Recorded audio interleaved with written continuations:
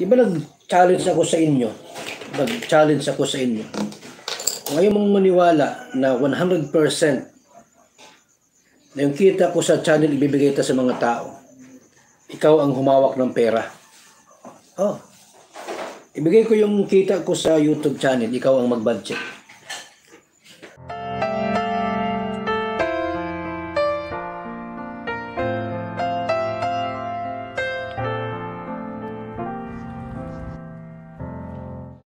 Ayun! Hello po mga kalingap! Kamusta po kayong lahat dyan? Sana po'y okay kayo at ligtas sa anumang karamdaman. Ito po muli at nagbabalik ang inyong abang lingkod na si Engineer Ruel C. Lipat. Bumabati po ng mapagpala at magandang araw sa inyong lahat saan man dako ng mundo kayo naroon. Ngayon po ay meron tayong panibagong vlog. Ito po ay patungkol sa sinabi po ni Kuya Bal Santos Matubang na meron po siyang challenge sa inyong lahat. Yan. Pero bago po tayo dumako doon, ay nais ko po muna kayong anyayahan na sana po ay mag-subscribe kayo sa aking channel and please hit that notification bell para po lagi kayong updated sa aking mga vlogs na i-upload sa aking channel. Shoutout po mga kalingap kay Engineer Ruel C. Lipat. Ayan, salamat po. Subscribe po natin. Mag-iway po tayong lahat. Ayan. Thank you. Engineer Ruel C. Lipat. Subscribe niyo po sa kanyang YouTube channel. Ayan. O sa lahat po ng mga viewers, subscriber po, pakidalaw po yung kanyang bahay po. Engineer Ruel C. Lipat. Support po. Maraming salamat. Kalingap. Ayan, salamat po.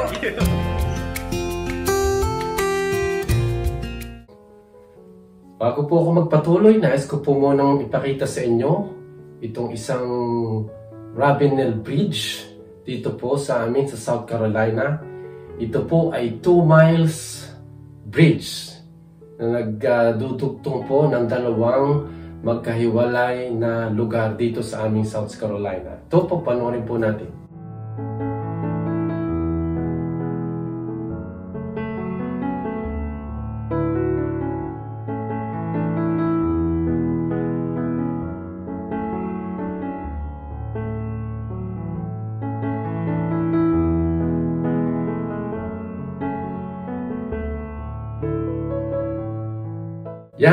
Yan po ang isa sa pinakamahabang bridge dito sa South Carolina, Ravenel Bridge.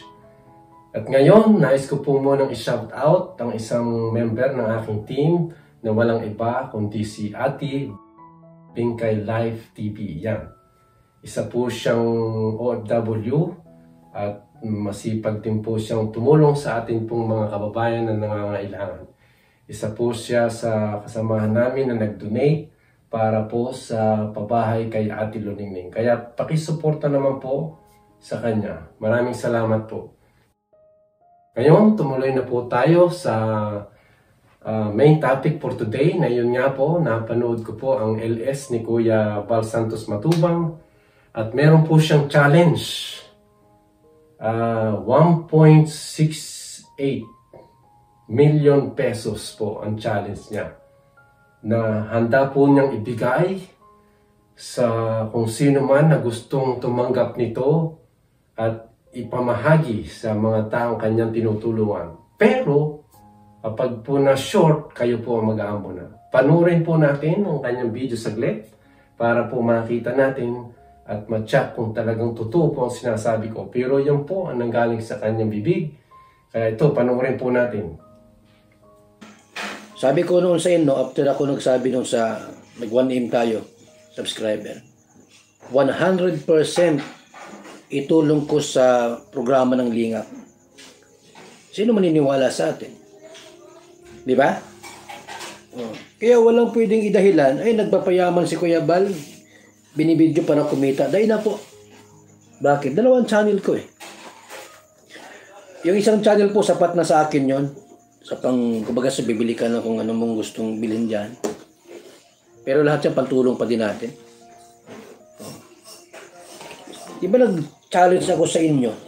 Nag-challenge ako sa inyo. Kung ayaw mong maniwala na 100% na yung kita ko sa channel ibibigay ito sa mga tao. Ikaw ang humawak ng pera. Oh. Ibigay ko yung kita ko sa YouTube channel, ikaw ang mag-budget. Ikaw. Pag nagkulang yung pundo ta, abunuhan mo. Mag-aabono ka. Ito papaliwanag ko sa inyo, mga kalingap. Saan ba napupunta ang kita ni Kuya Val Santos Matubang sa ating channel na kinikita? At gaano kalaki? Oh.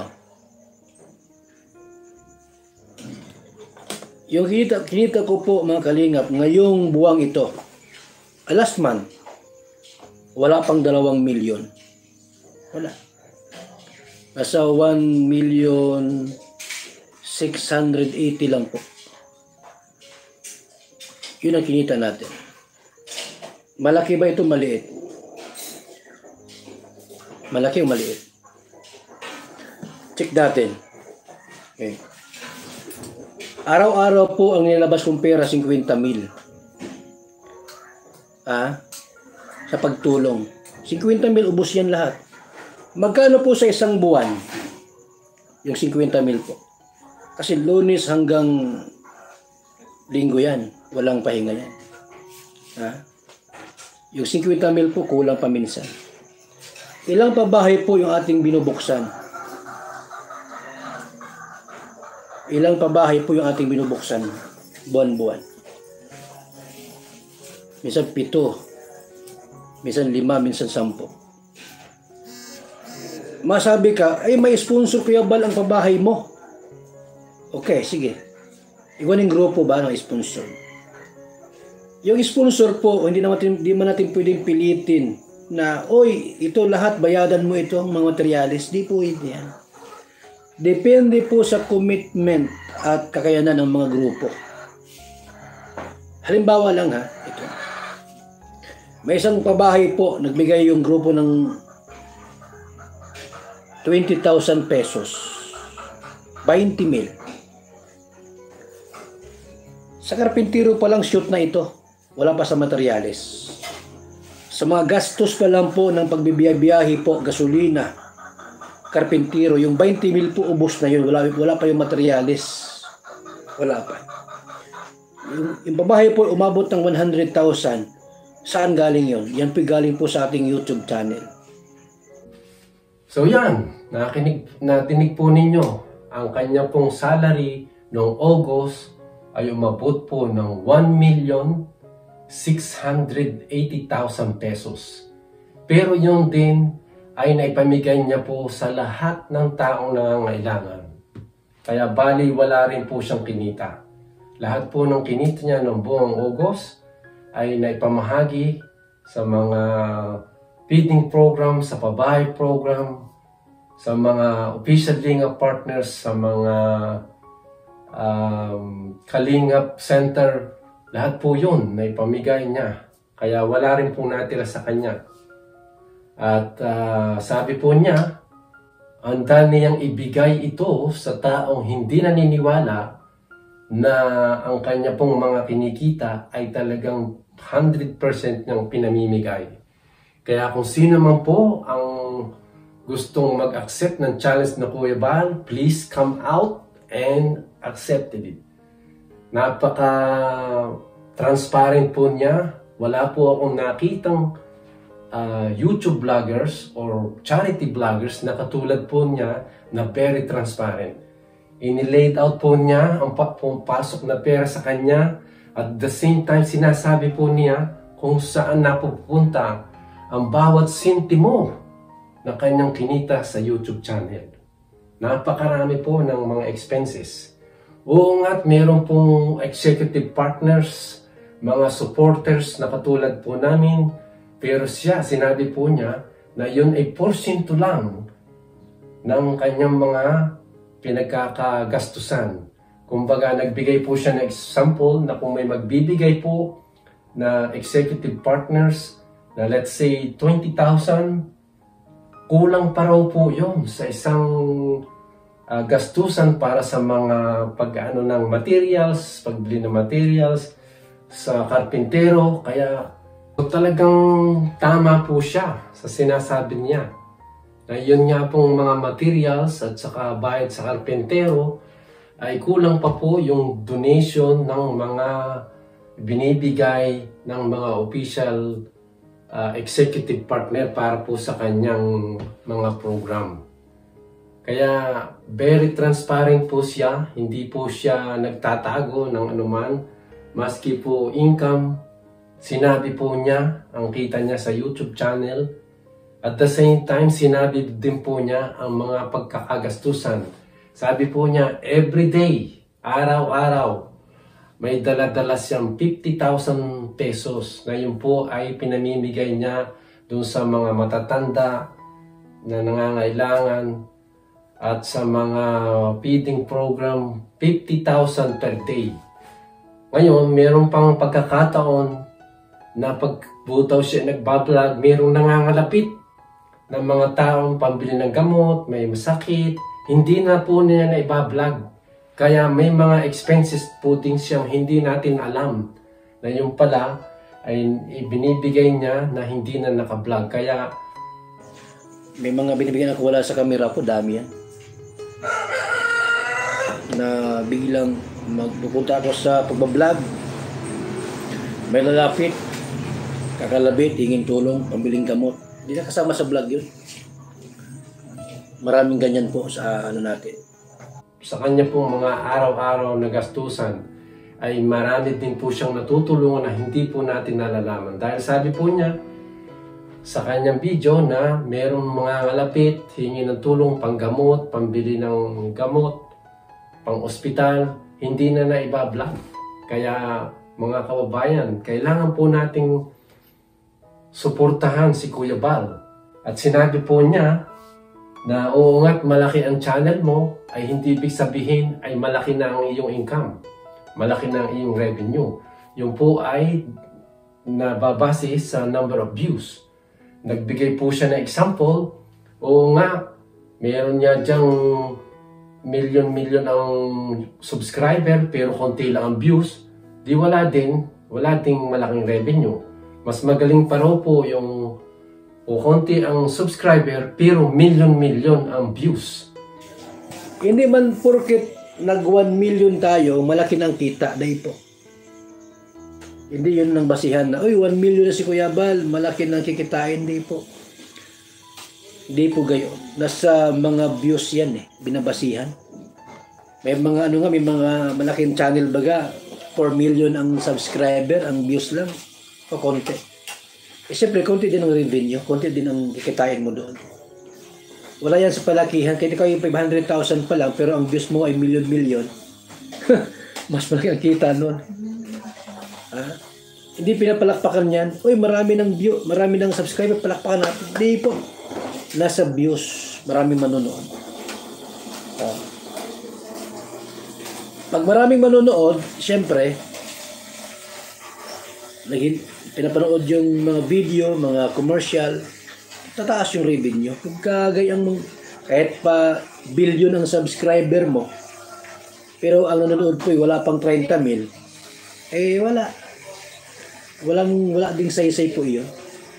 Kaya tama po siya doon dahil ang pagsweldo po sa YouTube ay number of views at mga commercial na hindi po na-skip. Kaya suportahan po natin siya, panoorin ang kanyang mga videos at nang lumago po ang kanyang channel, ang kanyang views at revenue. Dahil sabi po niya na kung hindi raw manonood, hindi siya mawawalan.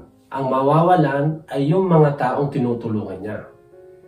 Dahil hindi naman daw puro para sa kanya yung kita niya doon sa YouTube, kundi doon sa mga taong tinutulungan niya. Mga nagsasabi po na, ay, di mo na ako manonood kay Kuya Bal. Nasa inyo naman yun Wala mo dito sa pilitan. Kung ayaw manood sa video ko, wala mong mawawala sa akin. Di ba? Sino ang mawawalan? Yung mga bibigyan natin. Mga senior citizen. Pamilyang mahihirap. Hindi man sa akin ito, mga kaibigan, yung vlog natin ito. Nagtsatsaga tayo, nagpapakahirap. Hindi lang po para sa amin, kundi higit sa lahat para sa mga nangangailangan. Kaya tama po siya doon. Kung hindi tayo manonood o tutulong sa kanya, kawawa po yung mga taong walang kakayanan. Kawawa po sila. Dahil wala pong maitutulong si Kuya Bal kung wala po siyang kita na mas malaki doon sa kanyang YouTube channel. Dahil paglago po o paglaki ng kanyang income ay pagdami ng kanyang matutulungan. Tinanong niya tayo, yung pang 1.68 million ay malaki o maliit? Yung kinita ko po mga kalingap, ngayong buwang ito, last month, wala pang 2 milyon. Wala. Nasa 1,680,000 lang po. Yun ang kinita natin. Malaki ba ito, maliit? Malaki o maliit? Para po sa akin, malaki na yon. Pero sa dami po ng kanyang tinutulungan, konti lang po yun. Hindi po sasapat. Siya na po ang nagbigay ng example. Kaya he's challenging everybody na kung hindi po naniniwala ang sino man, ibibigay niya po yung perang yon. Yung 1.68 million pesos, kung sino man yon na may kalakasan ng loob na tumanggap ng challenge, ibibigay niya at siya po ang magdi-distribute yung kung sino man tao yon doon po sa mga taong tinutulungan niya. Pero, in one condition na kung mas short, nagkulang, aambunahan niya. Kaya yun po ang challenge ni Kuya Bal Santos. Kaya kung sino man dyan ang may kalakasan ng loob na tanggapin ang challenge yun, go ahead. Take it. And then prove to the world na talagang lahat ng perang iyon ay binibigay. Pero pag nagkulang, kayo mag-open muna. Sabi po niyo gano'n. Kaya mga kalingap, mga kababayan, suportahan po natin si Kuya Bal Santos. Mga viewers, tuloy-tuloy lang po tayong manood. Don't skip commercial dahil yun po ay nakatutulong. At siyempre, tulungan din po nyo kami ng mga small YouTubers para po yung mga kita rin namin, maitulong po namin kay Kuya Bal dahil siya po ang nandyan dito kami sa ibang bansa, mga nakatira, kaya hindi po namin magampanan ang mga pagtulong, kaya po kami ay taga-support lang sa kanya. Habot po ng aming makakaya ay kami tumutulong, nagbibigay po kami ng donasyon. Every month, ang aming pong team ay may puntong nililikom at tinutulong po kay Kuya Bal Santos Matubang sa kanyang mga projects. Kaya kung anong support nyo po namin at aming revenue, ay bibigay po namin tulong kay Kuya Bal Santos Matubang. Sa ngayon po, ako, inaamin ko sa inyo, hindi pa po ako kumikita sa YouTube, ganun pa man. Ako po'y tumutulong mula po sa aking sweldo as an electrical engineer dito po sa aming lugar. Porsyento po niyon ay tinutulong ko kay Kuya Bal Santos Matubang. Ako at aming team ay handang sumuporta at tumulong kay Kuya Bal Santos Matubang. Sana po ay tulungan nyo rin po kami. Subscribe sa aming channel at sa aking pong team. Maraming salamat po. At siyempre kay Kuya Bal Santos Matubang, yan. Kay Ate Edna at Kalinga Prab. His Kalinga Prab is road to 1 million. Susunod na po siya sa kanyang ama na si Kuya Bal Santos Matubang. So bago ko po tapusin ito mga kaibigan, ay nais ko po kayong anyanyahan muli na suportahan po ang aking team na malasakit sa kapwa at saka caring is for blessing na pinamumunuan po ni Ria Olarte. Yan, ito po ang mga pangalan nila. J. Roy Lipat, Astig na Pinoy si Kuya Esko, Rose Aguili Brag, Angel Gilag Official, April Labs Official, Ate Binkay's Life, Chip Tirio and Polling TV, Dong Tigidong, Geraldo Midoranda, Joner 16 TV, Scooby Drew. Ria Olerte, All About Mimi, Elena Cabilbil, Priscilla Libres, Jonah GETV, Lolita Sibay, Liza Lamok, Sadik TV Jaisam, Super Sweetheart, Tagumpay Aquino, Tess Jam, and Sammy Lane TV. Maraming salamat po. Yan. Inuulit ko po, kayo po ay china-challenge ni Kuya Bal Santos Matubang na kung hindi po kayo naniniwala na ang kinikita niya sa YouTube, yung 1.68 million pesos, ay 100% niyang itinutulong sa kapwa, ay accept nyo po ang challenge, bibigyan niya po sa inyo pera, at kayo po ang mag-distribute, at pag nag-short, kayo po ang mag-ampuna. Yan po ang challenge ni Kuya Bal. Kung sino man po ang may lakas na loob na tanggapin ito, nandiyan po si Kuya Bal, handa po kayo na ipatunayan niya sa inyo na talagang 100% na income niya po sa YouTube, doon po sa kanyang YouTube channel na Bal Santos Matubang, na meron pong 1 million subscriber, dahil yun po ang sabi niya na once na na-reach niya po yung 1 million subscriber, 100% po na income doon ay itutulong niya. Kaya yon ang challenge po ni Kuya Bal Santos Matubang. Kung sino po ang may lakas na loob, come forward and accept the challenge. Yun po, sana po ay nagustuhan nyo ang aking reaction video tungkol po sa challenge na iniladlad po ni Kuya Bal Santos Matubang. Yan, abangan nyo po ako sa susunod kong reaction video. Sana po ay pagpalain tayo at magkaroon po tayo ng malusog na pangatawan. At maraming salamat po sa suporta sa akin at sa aking team. And may God bless you at mabuhay tayong lahat.